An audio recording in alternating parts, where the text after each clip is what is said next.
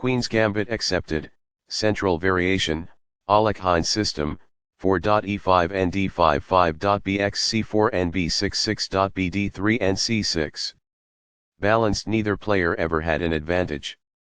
That game was pretty competitive. Both players had an amazing opening. That was an incredible middle game by both players. Opening with the queen's pawn.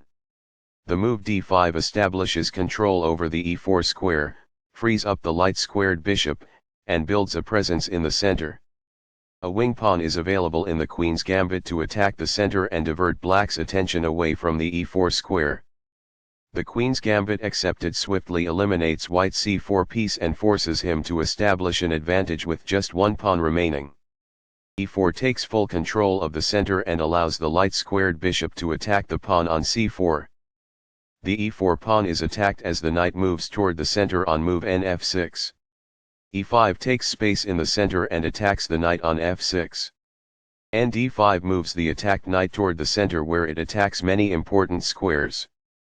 bxc4 captures the c4 pawn, develops the bishop and attacks the knight on d5. b6 retreats the attacked knight to a square where it attacks the bishop on c4. bd3 develops the bishop toward the center, controls the e4 square and sets a trap where if black captures the d4 pawn, then white wins the black queen with bb5+.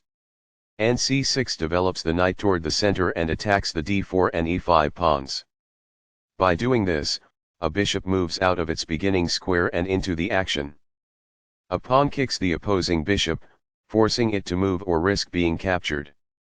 It is a fair deal after all captures. Recaptures. It is the last book move. This develops a knight off its starting square, getting it into the action. This threatens to kick a knight. It is best. This strikes the opponent's bishop. It is ideal. The bishop is now in a secure position. That's good. By growing a bishop from its initial square, this activates it. It is quite good. This activates a knight by developing it off of its starting square. This prevents the opponent from being able to pin a bishop to the king. It is best. This develops a bishop off its starting square, getting it into the action. It is best. Castling gets the king to a safer square, out of the center of the board, while also developing a rook. Castling kingside tends to be safer because the king is further from the center. It is good.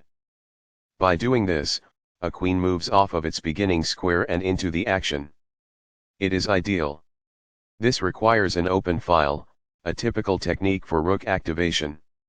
It is quite good. This ignores a more effective approach to link rooks. It is incorrect. There were worse maneuvers, but there were also much better ones. It is incorrect. This is not the best approach. It is incorrect. This may succeed in winning a bishop. It is ideal. This prevents the adversary from winning a bishop. It is ideal. This shifts the bishop to a square with more activity, giving it greater scope. It is quite good. As a result, the bishop may now control more squares because it is in a better position.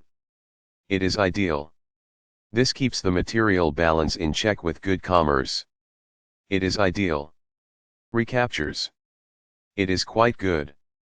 A wise decision. It is quite good. That is a logical response. It is quite good.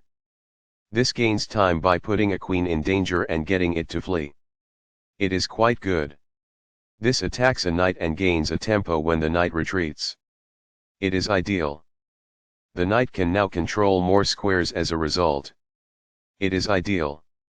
The queen is now on a square that is more secure. It is quite good.